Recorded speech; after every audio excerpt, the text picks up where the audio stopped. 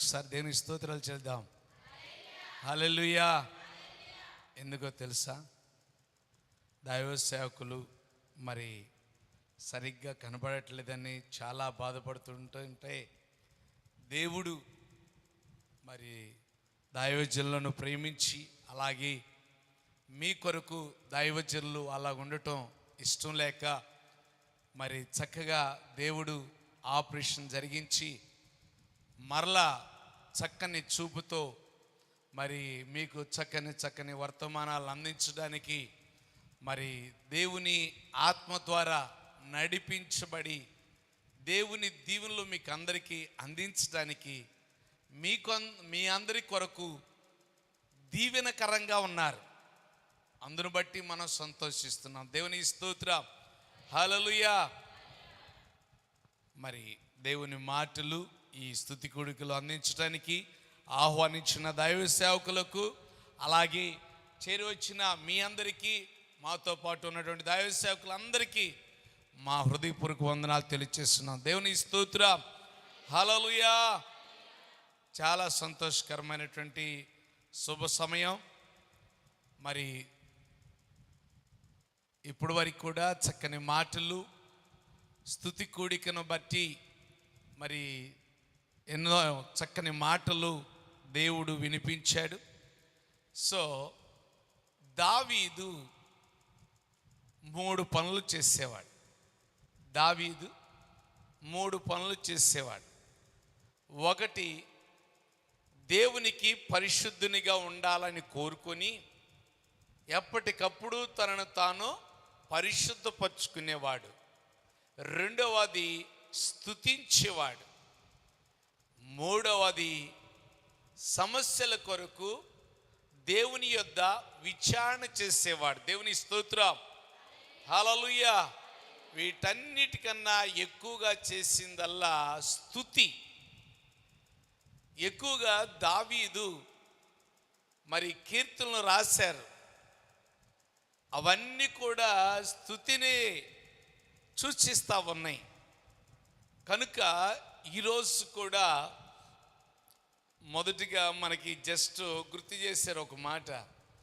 కీర్తనలో 33వ కీర్తన మొదటి వచనంలో చదవండి.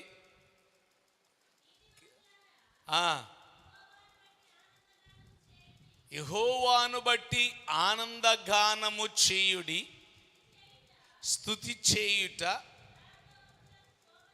యథార్థవంతులకు శోభస్కరము. చాలండి. స్తుతి చేయుట యథార్థవంతులకు శోభస్కరము. శోభస్కరము అనంటే అది చాలా మంచిది, చాలా ఘనమైనది స్తుతి అనేది. కనుక ఒక అందమైనటువంటి ఒక స్త్రీ ఆభరణాలతో ధరించి వచ్చినప్పుడు ఎంత అందంగా కనబడుతుందో, మనం కూడా దేవుని ముందు ఎప్పుడైతే యథార్థవంతులుగా కనబడి స్తుతించేటువంటి విధానంలో మనం ఉంటామో, మనం కూడా దేవునికి చాలా అందముగా, చాలా చక్కగా, ఇష్టమైనటువంటి వారిగా మనం కనపడుతూ మన యందు ఆయన ఆనందించడానికి అవకాశం కలుగుతుంది. సో 2 విషయాలు, 2 రకాలైనటువంటి ఆత్మీయ జీవితానికి 2 అలంకారాలు మనం ధరించుకోవాలి. అవేంటో ఈ రాత్రికాల సమయంలో చాలా క్లుప్తంగా నేను మీకు అందించాలని ఆశపడుతున్నాను. చూడండి, సామెతల గ్రంథం 15వ అధ్యాయం 8వ వచనం చదువుకుందాం. భక్తిహీనులు అర్పించు బలులు యెహోవాకు హేయములు, యథార్థవంతుల ప్రార్థన ఆయనకు ఆనందకరము. చాలండి. ఇక్కడ మనం గమనించాలి. మనం ఆయన యొక్క ఆనందాన్ని మనం ధరించుకోవాలి. ధరించుకొని మనం ఎప్పుడైతే యథార్థంగా, చాలామంది అనుకుంటూ ఉంటారు ఏమైనా తెలుసా, స్తోత్రం స్తోత్రం స్తోత్రం అనుకుంటేనే స్తోత్రం దేవుని స్తుతించినట్టు అనుకుంటారు. ఆయనకు అనుకూలంగా నువ్వు జీవించిన ఆయనని స్తుతించినట్టే, ఆయనకి ఇష్టమైన రీతిలో నువ్వు నడిచిన ఆయనని స్తుతించినట్టే, ఆయనకి ఇష్టమైన బలులు నువ్వు అర్పించిన ఆయనని స్తుతించినట్టే. ఆయనకి ఇష్టమైన జీవితం నీకు ఎక్కడ కనబడుతుందో అదంతా కూడా దేవునికి స్తుతి చేసినట్టే. ఇక్కడ అంటున్నాడు, నీవు ఎప్పుడైతే యథార్థముగా ఆయన సన్నిధిలో ప్రార్థన చేస్తావో అది ఆయనకు ఆనందకరముగా ఉంటుందంట. ఆ ఆనందాన్ని నీవేం చేయాలో తెలుసా, నీవు ధరించుకునే వారిగా ఉండాలి. ఎలా ఉండాలంట అంటే ఆయన ఎప్పుడు ఆనందింప చేయాలి, ఆయన ఎప్పుడు సంతోషింప చేయాలి. నీవు ఎలా ఉంటున్నా, ఎలా జీవిస్తున్నా ప్రతిదీ కూడా నీ సమస్త ప్రవర్తన యందు ఆయన ఆనందించేటట్టు ఉండాలి. ఒక చాలా వృద్ధాప్యంలో ఉన్నటువంటి స్త్రీ నిండు వృద్ధాప్య వయస్సులో ఉంది. ఆమెకు ఒక చిన్న గుడారం ఉన్నది. ఎక్కడ అనంటే సముద్రపు ఒడ్డున. ఎక్కడంటండి? సముద్రపు ఒడ్డు భాగంలో ఒక చిన్న గుడిసె వేసుకొని దానిలో నివాసం చేస్తుంది. అందరూ అనుకుంటున్నారు పాపం ఇంకెవరు లేరు అనుకుంటా, ఈమె ఎవరిని ఆదరించే వాళ్ళు లేరు, ఎవరు పలకరించే వాళ్ళు లేరు, ఏం తింటుందో ఏం తింటలేదు అని ఎవరు పరామర్శించే వాళ్ళు లేరు అని అనుకుంటూ చాలామంది బాధపడేవాళ్లే కానీ ఎవరు దగ్గరకు వచ్చి ఒక పూట భోజనం కూడా పెట్టేవారు కాదు. కానీ ఈమె ఏం చేస్తూ ఉండేదో తెలుసా, ఎక్కువ శాతం బైబిల్ ముందు పెట్టుకొని బైబిల్ చదువుకుంటా ఉండేది, దేవుని యందు ఆనందిస్తూ ఉండేది, దేవుని యందు స్తుతిస్తూ ఉండేది. దేవుని మహిమ కొరకు, ప్రభువా నన్ను ఈ స్థితిలో ఉంచావు, నన్ను ఇక్కడ ఉంచావు, నీకే వందనాలు, నీకే మహిమ కలుగునుగా. కానీ దేవుని స్తుతిస్తూ ఉందంటండి. స్తుతిస్తూ ఉన్న తరువాత ఏ పరిస్థితుల్లోనైనా నీకు ఆనందాన్ని తీసుకురావటమే నా బాధ్యత, నా పని అనుకొని ఏం చేస్తుందో తెలుసా, ఆమె అక్కడనే ఉంటూ ప్రభుకి మహిమకరంగా జీవిస్తుందంట. ఆ ప్రాంతానికి, ఆ సముద్రపు ఒడ్డుకి వచ్చినటువంటి వారందరికీ కూడా దేవుని మాటలు అందిస్తూ ఖాళీగా ఉన్న టైంలో దేవుని వాక్యాన్ని ధ్యానం చేస్తూ దేవుని స్తుతిస్తూ ఉండేదంట. ఒకానొక రోజున పెద్ద తుఫాను వచ్చేసింది. ఏమొచ్చిందంటండి? పెద్ద తుఫాను వచ్చింది. అప్పుడు ఆమె విశ్వాసం ఎట్లా ఉండాలండి?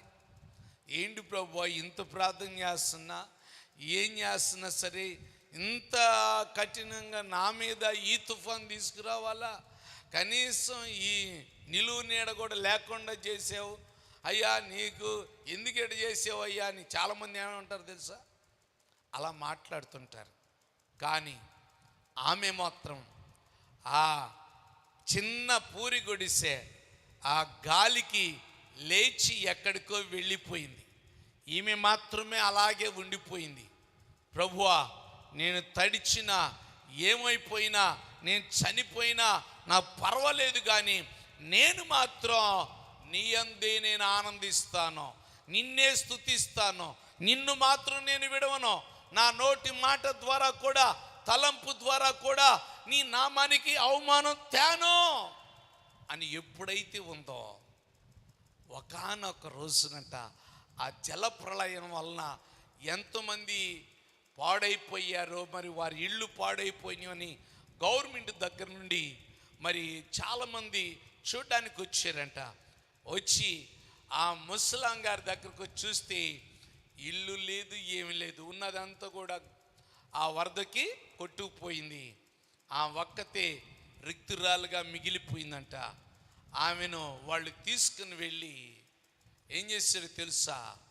ఒక క్రొత్తగా కట్టబడినటువంటి ఇంటిని ఆమెకి స్వాచ్ఛంగా ఇచ్చారు. దేవుని స్తోత్రం, హల్లెలూయా. ఏం చేశారంటే అండి, స్వాచ్ఛంగా క్రొత్తగా కట్టబడిన బిల్డింగ్ ఆమెకు స్వాచ్ఛంగా ఇచ్చారు. అంతేకాదు, తన జీవనం చేసుకోవడానికి ఒక చెక్కు కూడా రాసి ఆమెకి ఇచ్చి వెళ్ళిపోయారంట. దేవుని స్తోత్రం, హల్లెలూయా. ప్రియమైన దేవుని బిడ్డలారా, మన పరిస్థితులు ఎలాగున్నా సరే, మన కష్టములు ఎలాగున్నా సరే, మరి దైవజనులకి మరి ఆ చూపు సరిగ్గా కనబడకపోయినా సరే, పరిచర్య ఏనాడు ఆపకుండా నిర్విరామ పరిచర్యలో కొనసాగుతూ ఆ యొక్క పరిచర్యను ముందుకు తీసుకుని వెళ్ళారు. కనుక దేవుడు ఎంత అద్భుతం చేశారో తెలుసా? ఎంత ఖర్చు అయినది దేవునికి డజన్ మీటర్. కానీ ఏంటిదో తెలుసా? మనము ఆయన పరిచర్య ఆగకుండా, ఒకసారి మా ప్రొఫెసర్ ఒక ఆయన గారు, డైరెక్టర్ గారు, బాబు వారికి ఇస్తారు గారు అన్నారు. ప్రొఫెసర్ ఏమన్నారు తెలుసా? ఒక చోటకి నువ్వు వెళ్ళావు అని అంటే, నువ్వు కారులో వెళ్ళావా, బైక్ మీద వెళ్ళావా, ఆటోలో వెళ్ళావా, ఎలాగెళ్ళావు అనేది కాదు కావాల్సింది, నువ్వు టైంకు ముందు అక్కడ ఉన్నావా లేదా అది చూసుకో అని అన్నారు. దేవుడు నీకు కావలసినటువంటి అన్ని కూడా దేవుడు నీకు సిద్ధపరుస్తాడు. ప్రియమైన దేవుని బిడ్డలారా, మరి మీరు దేవుని పరిచర్య కొరకు, మరి నాకు కష్టం వచ్చిందని, నాకు ఇబ్బంది వచ్చిందని, నాకు శ్రమ వచ్చిందని దేవుని పరిచర్య మానేస్తున్నారేమో.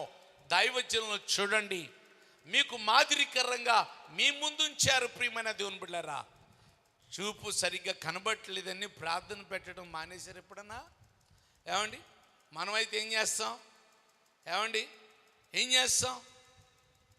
కనుక అలాగుండకూడదని ప్రభు దైవజనులు అలాగుంచారు. అలాగ కొనసాగించటం వలన ఎంత ఖర్చు అయినా దేవుడే సహాయం చేసి తగిన సమయంలో ఆ పనిని దేవుడే పూర్తి చేశాడు. దేవునికి మహిమ కలుగును గాక, హల్లెలూయా. అలాగే నీ జీవితంలో కూడా అద్భుతం చేయాలనుకుంటున్నాడు. నీవు కూడా పరిచర్యలో, దేవుని మందిరానికి రావటంలో, దైవజనులు చెప్పిన మాటలు వినటంలో, లేకపోతే దేవుని యొక్క ఆజ్ఞలో నెరవేర్చుట విషయంలో ఎక్కడ కూడా నువ్వు వెనక్కి తగ్గకూడదు, నువ్వు తడో చేయకూడదు, నువ్వు ఆలస్యం చేయకూడదు. ప్రియమైన దేవుని బిడ్డలారా, ఆలస్యం చేయకుండా నీవు ఆనందముతో నువ్వు ఎప్పుడైతే ప్రభు మహిమ కొరకు ముందుకు వస్తావో దేవుడు కార్యం జరిగిస్తాడు. దేవుని స్తోత్రం. ఇప్పుడు ఆ ముసలామికి శ్రమలలో కూడా ఆనందంతో జీవించింది, దేవుని పనిని కొనసాగించింది. ఆమెకు ఎంత చక్కని ఇల్లును దేవుడిచ్చాడో తెలుసా? తన జీవనం కొరకు ఎంత ద్రవ్యాన్ని దేవుడిచ్చాడో తెలుసా? అలాగే నీ జీవితంలో కూడా అలాంటి అద్భుతములు జరగాలి అంటే కష్టములో, శ్రమలో కూడా ఆనందం అనేటువంటి ఆ అలంకారమును నువ్వు ధరించుకున్నట్లయితే, నువ్వు దేవుని, ఈ వృద్ధాప్యంలో ఉన్నటువంటి తల్లి ఎలాగా దేవుని వెంబడించి గొప్ప మేలును చూసిందో, అలాగే దైవజనులు ఆ యొక్క చూపు కనబడినప్పుడు కూడా పరిచర్యను ఆపకుండా ముందుకి ఎలా కొనసాగించారో, నీవు కూడా దేవునిలో మొదలుపెట్టిన పరుగును, లేకపోతే ఏదైతే ఒక తీర్మానం చేసుకొని చేయాలనుకుంటున్నావో అది ఆపకుండా ముందుకు వెళ్ళినప్పుడు దేవుడు నిన్ను సమృద్ధిగా దీవించునుగాక, దేవుడు నిన్ను వాడుకొనుగాక. ఇంకొక మాట కూడా మనం చూద్దాం, చూడండి. పరమగీత గ్రంథం 2వ అధ్యాయం 14వ వచనం చదువుకుందాం. పరమగీత గ్రంథం 2వ అధ్యాయం. బండ సందులలో ఎగురు నా పావురమా, పేటు పీటులను ఆశ్రయించు నా పావురమా, నీ స్వరము మధురము, నీ ముఖము మనోహరము. నీ ముఖము నాకు కనబడినిమ్ము, నీ స్వరము నాకు వినబడినిమ్ము. చూసారంటండి ఎంత చక్కని మాటలు దేవుడు మాట్లాడుతున్నాడు తెలుసా? ప్రతి ఒక్కొక్కరి విషయంలో ఆయన యొక్క ఆనందాన్ని ఎలా వ్యక్తం చేస్తున్నాడో చూసారా? ఇక్కడ అంటున్నాడు కదా, ఏమంటున్నాడు తెలుసా? ఒక్కొక్క మాటగా చదువుదాం. బండ సందులలో ఎగురు నా పావురమా. బండ సందులు, బండకి సందు ఏర్పడిద్దా? ఏమండి, బండకి అసలు సందు ఏర్పడిద్దా? ఏర్పడదు. కానీ అవన్నీ చూసుకోవడానికి సమయం లేదు కనుక జస్ట్ క్లుప్తంగా చెప్తున్నాను, వినండి.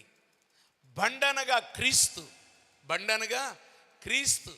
ఆ క్రీస్తు ప్రభువారిని ఏం చేశారో తెలుసా? ఆయనను కొడుతూ గుద్దుతూ బళ్ళెపు పోటుతోటి సందు చేశారు. ఏం చేశారంటండి? సందు చేశారు, గాయపరిచారు. ఆ గాయములో నీవు నివసించే వారిగా ఉండాలంట. దేవుడికి స్తోత్రం. ఏం చేయాలంట? నీవు నివసించే వారిగా ఉండాలంట. ఎక్కడ?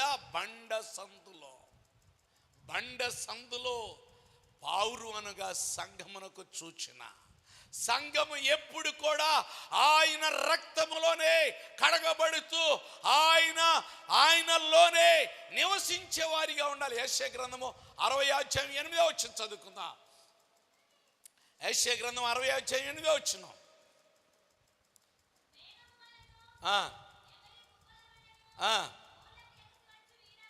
గూళ్ళకు ఎగురుచు వచ్చు వీరి ఎవరు? దేవునికి స్తోత్రం చేద్దామా. గూళ్ళు అంటే ఏంటండి? నివాసములు. ఏంటంట? నివాసములు. వీరు అంటే మనుషులు. ఎవరంటండి? మనుషులంట దేవునిలో ఎదుగుతూ ఎక్కడికి రావాలి? ఆయన గూటి స్థలములోనికి రావాలి. ఆయన నివాస స్థలములోనికి రావాలి. ఆయన నివాస స్థలములోనే ఉండాలి. మళ్ళీ ఈ యొక్క పావురం ఏం చేస్తుందో తెలుసా? పేటు పీటులను ఆశ్రయిస్తుందంట. దేవునికి స్తోత్రం. హల్లెలూయా. ఏం ఆశ్రయిస్తుంది? మనం దేన్ని ఆశ్రయిస్తున్నాం? శ్రమల్లో దేన్ని ఆశ్రయిస్తున్నాం? ఏమండి, ఆనందం అప్పుడు దేన్ని ఆశ్రయిస్తున్నాం? దేన్ని వెంబడిస్తున్నాం? ఒక్కసారి ఆలోచన చేయాలి. పేటు పీటులు అనగా ఆయన శరీరము సాళ్లవలే చేయబడిందంట. ఆ సాళ్లను ఆశ్రయిస్తుందంట. వాటిని చూసినప్పుడు నేను కష్టపడటం పెద్ద విషయమే కాదు, నేను శ్రమ పెట్టడం పెద్ద విషయమే కాదు, నా కొరకు ఇంకెంతకంటే ఎక్కువ శ్రమ పడ్డాడని దానిని చూసినట్లయితే నువ్వెప్పుడు కూడా దేవుని మీద తోలనాడి మాట్లాడో, దూషించో, సొనుక్కో, గొనుక్కో, ఎలా పడితే అలాగా ప్రవర్తించో, దైవజనులు ఎలా పడితే అలా మాట్లాడో. దైవజనులు చెప్పినవే నీకు వేదవాక్కుగా కనపడుతుంది. వారి చెప్పిన మార్గమే, లేకపోతే వారు చూపిన మార్గమే నీకు అదే కనబడుతుంది. లోకంలో మరొకటి ఇది కనబడదు. అలాగుండాలి అంటే ఇక్కడ అంటున్నాడు, నీ స్వరము మధురం అంట. ఏంటండి? ఏమంటే పావురం స్వరం ఎప్పుడైనా విన్నారండి? పావురం స్వరం వింటే ఏం చేస్తారు? ముందు దాన్ని తోలరండి. ఎందుకని? మూలుగుతా ఉండిద్ది. కానీ ఆ మూలుగులు ఏడవటం ఎవరికి ఇష్టం? యేసయ్యకి ఇష్టం అంట. ఎవరికి ఇష్టం అంట? యేసయ్యకి ఇష్టం అంట. ప్రియమైన దేవుని బిడ్డలారా, నీవు అనేకుల కొరకు, నశించిపోయే వారి కొరకు మూలుగులు ఇడిచేటువంటి నీ స్వరంగా ఆయనకి కనబడుతుందా? నీ ముఖము మనోహరం. పావురం ముఖం ఎలా ఉండిద్దండి? అందంగా ఉండిద్ది కదా. మరి ముఖం, మన ముఖం రకరకాల ముఖాలు ఉన్నాయి ఇక్కడ. ఏమండి? రకరకాల ముఖాలు ఉన్నాయి. కానీ మనం చేసేటువంటి పనులు, మనం మాట్లాడే మాటలు, మన ప్రవర్తన అంతా కూడా మన పోలికలో అక్కడ సూచిస్తూ ఉంది. దాన్ని బట్టి ఆయన మనను ఇష్టపడేటువంటి ఆయనగా ఉండాలి. ఆయన కోరుకుంటున్నాడు, నీ ముఖము మనోహరం గనుక నాకొక్కసారి కనబడి నీవమ్మా అని అంటున్నాడు. నువ్వు కనబడటానికి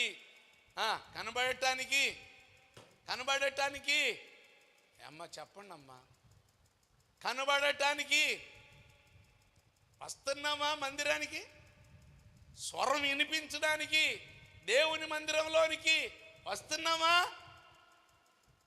నువ్వు ఎంత ప్రాముఖ్యమైన ప్రార్థన పెట్టుకో, నువ్వు ఎలాంటిదన్నా చేసుకో, నాకు ఈ అర్జెంట్ పని ఉందని మానేస్తున్నావా? ఒక్కసారి గుర్తుపెట్టుకో, నీ పని ముఖ్యం కాదు, నీ స్వరం వినాలని ఆయన ఆశపడుతున్నాడు. దేవుని స్తోత్రం చేద్దామా? హల్లెలూయా. ఆయన కోరిక తీర్చాలని గనక నీవు ఆయన మందిరములోనికి వస్తే, నీ ముఖము ఆయనకి కనబడాలని నీవు కనుక వస్తే, దేవుడు నిన్ను విడువడు, దేవుడు నిన్ను ఎడబాయడు. నిన్ను బట్టి ఆయన ఆనందిస్తాడంట. ప్రియమైన దేవుని బిడ్డలారా, నిన్ను బట్టి ఆయన ఆనందించడమే కాదు, ఇంకొక మాట కూడా మనం చదువుకుందాం. చూడండి, రోమీయులకు రాసిన పత్రిక 5వ అధ్యాయం 19వ వచనం చదువుకుందాం. ఎలయనగా అవిధేయత వలన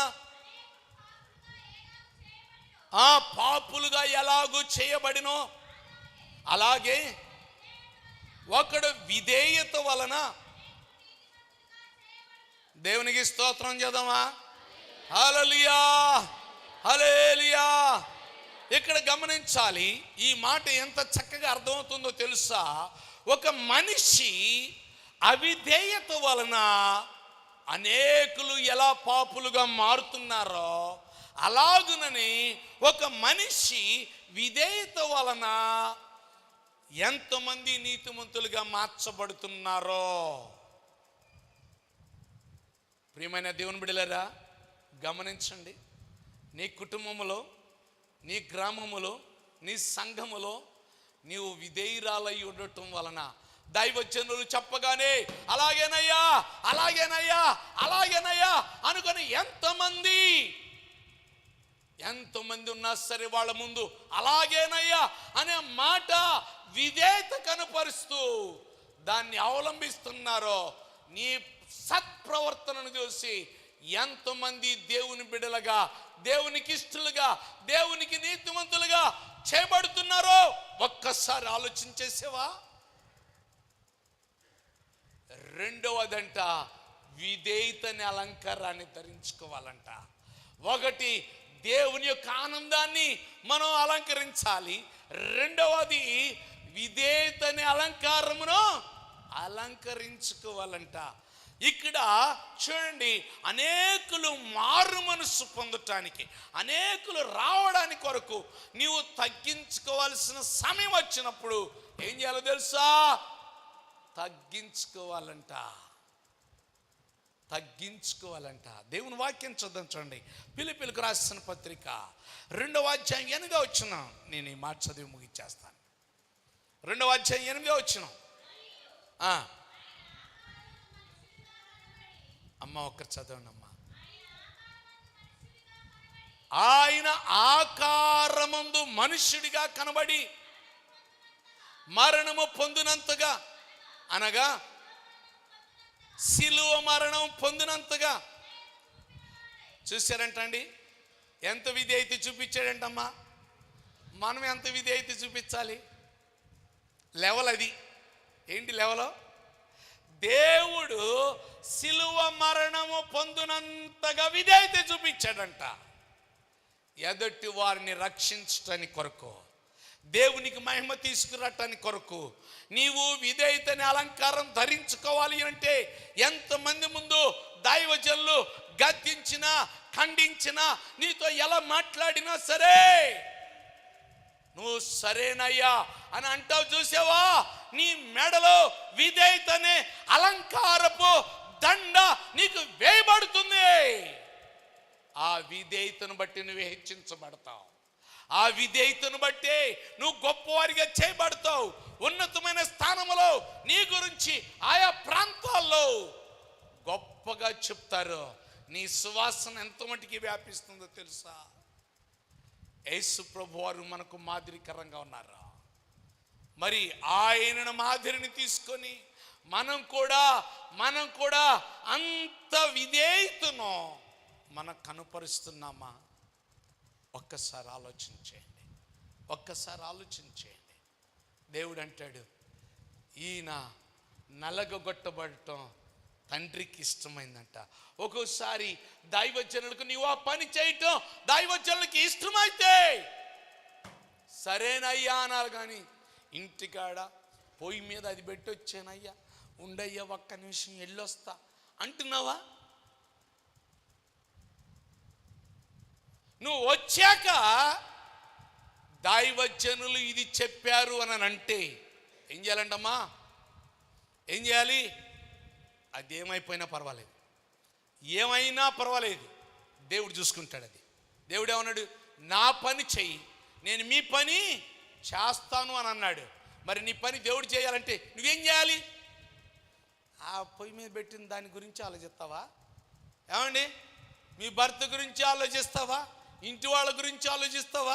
అప్పుల గురించి ఆలోచిస్తావా? లేకపోతే దైవజనులు చెప్పింది ఆలోచిస్తావా? ఎంతోమంది దేవుడు చెప్పింది, దైవజనులు చెప్పింది నెరవేర్చడానికి విధేయతను ఎంత మటుకు కనుపరుస్తారు. దేవుడు వారిని బట్టి ఆనందిస్తాడంట. అందును బట్టి అంటున్నాడు, యథార్థవంతులకు శోభస్కరము. ఎవరికంటండి? యథార్థవంతులకు. అంటే యథార్థవంతులు మాత్రమే ఆయనను స్తుతిస్తారంట. యథార్థవంతులు మాత్రమే ఆనందిస్తారంట. శ్రమల్లో కూడా యథార్థవంతులు మాత్రమే విధేయత చూపిస్తారంట.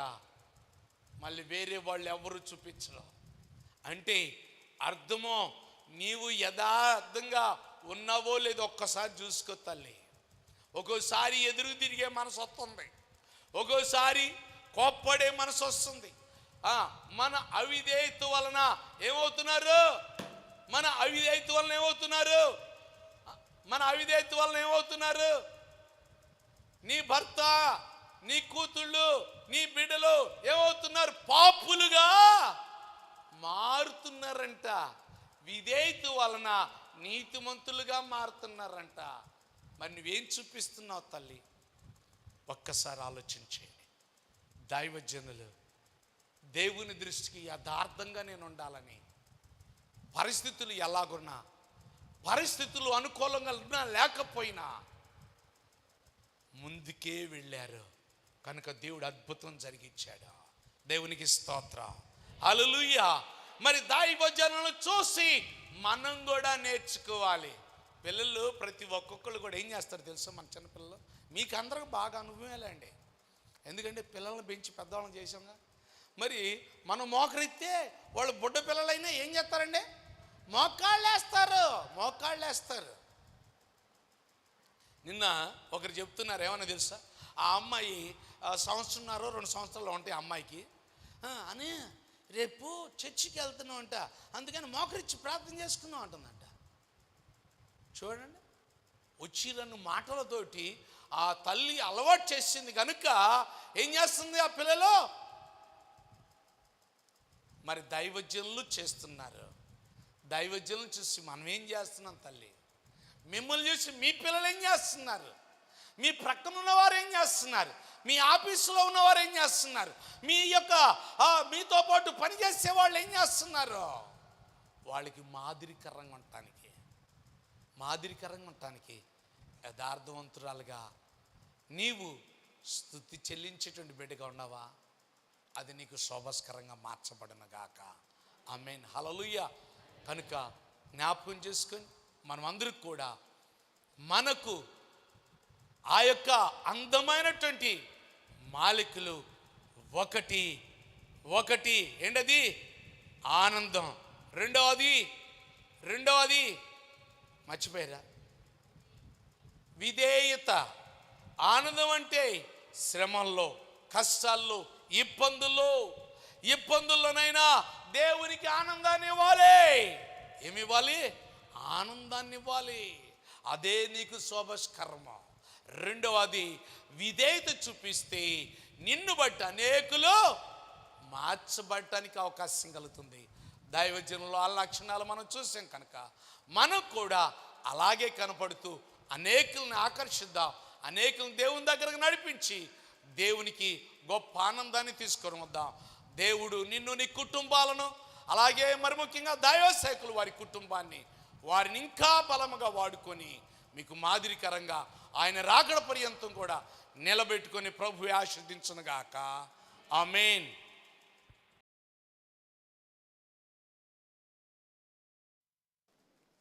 ప్రార్థన చేసుకుందాం. స్తోత్రములు ప్రభువా, పరిశుద్ధుడా, నీకు వందనాలు మా ఘనమైన దేవా. నీకు వేల కొలది వందనాలు, స్తుతులు, స్తోత్రాలు ప్రభువా నాయన. ఇదిగో నా తండ్రి, ఇప్పటి వరకు కూడా ప్రభువా నాయన మీరెంతగానో నిలబెట్టుకొని ప్రభువా నాయన నీ మాటలు వినిపింపచేసినందుకు మీకు వందనాలు, స్తుతులు, స్తోత్రాలు ప్రభువా. ఇదిగో నా తండ్రి, అందరి హృదయాల్లో కూడా ప్రభువా నాయన నీ మాటల ప్రభువా నాయన నీకు వందనాలు మీరే నీరు కట్టి ఫలింపచ్చేమని అడుగుచున్నాను తండ్రి. నీకు వందనాలు, స్తుతులు, స్తోత్రాలు ప్రభా. వీళ్ళందరూ కూడా ప్రభా ఆనందంలోను, కష్టంలోను, శ్రమలోను ప్రభా నా తండ్రి, నా దేవా నీకు వందనాలు, స్తుతులు, స్తోత్రాలు. నిన్ను ప్రభా స్తుతించేవారుగాను ప్రభా దేవా నీకు వందనాలు. వారంతా కూడా ఉండినట్లు సహాయం వచ్చేయండి. అలాగే ప్రభా నాయన విధేయత కలిగి అయ్యా నీ పట్ల నీ బిడ్డలు నడుచుకున్నట్లు సహాయం వచ్చేమని అడుగుచున్నాను తండ్రి. ఇదిగో నా తండ్రి, చేరొచ్చిన బిడ్డలందరూ కూడా ప్రభా నాయన ఈ మాటలు విని ఉన్నారు. ఇవన్నీ కూడా ప్రభా వారు నాయన నీ కొందనాలు గుర్తు చేసుకుంటూ నీళ్ళు నడుచుకొని ప్రభా ప్రవర్తించేవారుగా సిద్ధపరి సహాయం పొందమని యేసు నామములో అడిగి వేడుకొని చున్నాను తండ్రి. ఆమేన్.